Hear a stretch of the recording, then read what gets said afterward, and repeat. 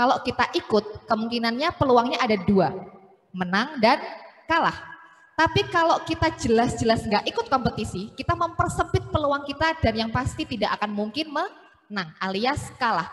Tugas kita adalah bukan untuk menang atau kalah, tapi membuka peluang kesempatan sebanyak-banyaknya. Seandainya kita menemui peluang itu kemungkinannya satu, gimana membuatnya menjadi dua, bahkan 3, 4, 5.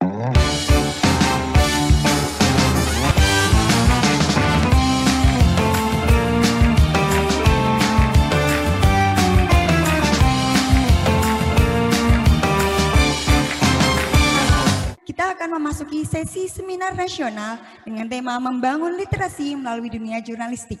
Untuk pemateri, Ning Bella dipersilakan.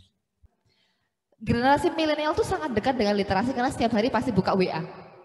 Walaupun nggak dibalas, walaupun di grup cuman di-read tok. Ya, kayak koran ya, dibaca tapi nggak dibalas. Ini grup apa-apa gitu kan. Nggak usah jauh-jauh ke koran, dari mulai HP aja deh. Dari mulai HP. Buka media sosial, wah gebetanku update status, apa sih statusnya? Wah dia lagi bahagia.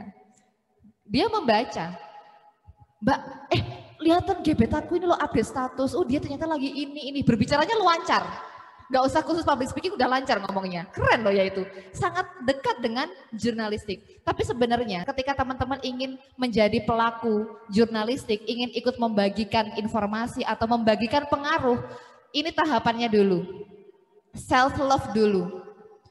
Kita menerima diri sendiri dulu. Kadang-kadang kayak, ya ampun temanku ini followersnya udah MM-an ya. Aku followersnya 100 aja gak jangkep. Nanti kalau misalkan aku nulis kayak dikiranya sok-sok pinter nulis. Wes lah aku gak usah nulis. Itu berarti kalian belum self love. Kalian masih menghujat diri kalian sendiri.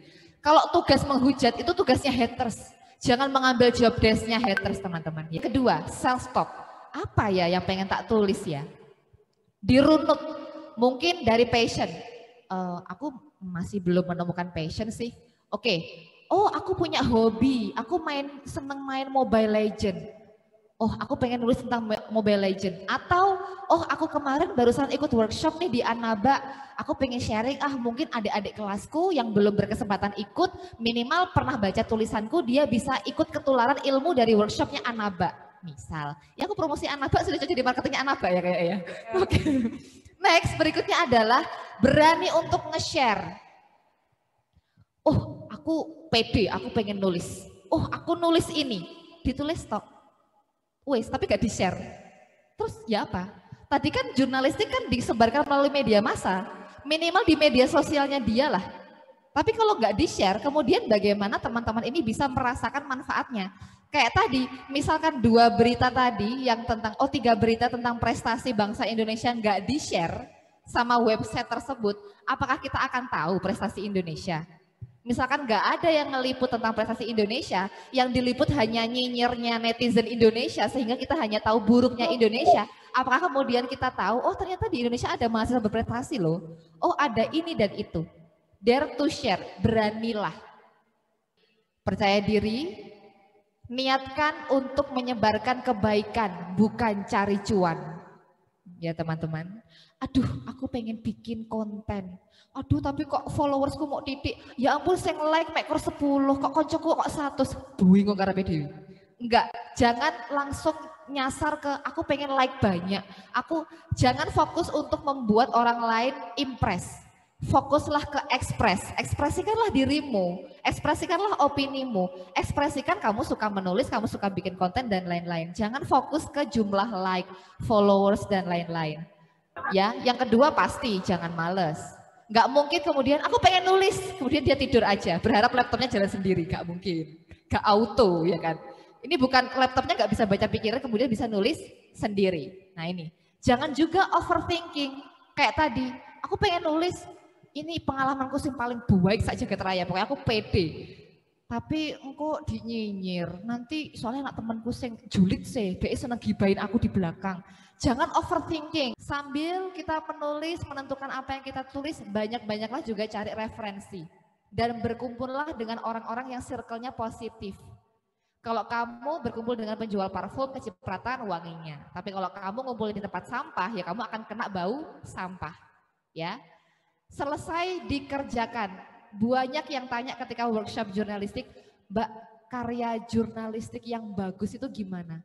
Mbak, nulis yang bagus itu karakter atau kriterianya seperti apa? Yang lebih ekstrim, Mbak, skripsi yang baik itu yang kayak gimana ya? Yang selesai dikerjakan. Itu jawabannya. Ya. Mbak, gimana Mbak bikin konten yang bagus? Yang kontennya selesai dibikin. Mbak, aku pengen nulis Mbak, pengen A, B, C, Z. Sudah selesai ditulis? Belum Mbak. Berarti udah gak bagus. Ini dari Dilan Ramadan. Wow, aku Milea. Namanya ganti. Iya, ganti. Tidak jarang apa-apa yang kita tulis ataupun ucapkan malah berdampak negatif atau menyinggung orang lain. Bagaimana ya biar kita bisa yakin dan pede bahwa apa yang akan kita share baik berupa tulisan maupun ucapan itu menebar kebaikan. Kembali ke prinsip bahwa kita tidak pernah bisa menyenangkan 100% semua orang. Bahkan penjual es krim pun, yang es krim itu kan enak ya, segar apalagi panas-panas. Bahkan penjual es krim pun masih dinyinyir tukang dawet. Karena dianggap tukang dawet itu saingan sama es krim. Jadi kita tidak pernah bisa untuk memuaskan benar-benar 100% orang.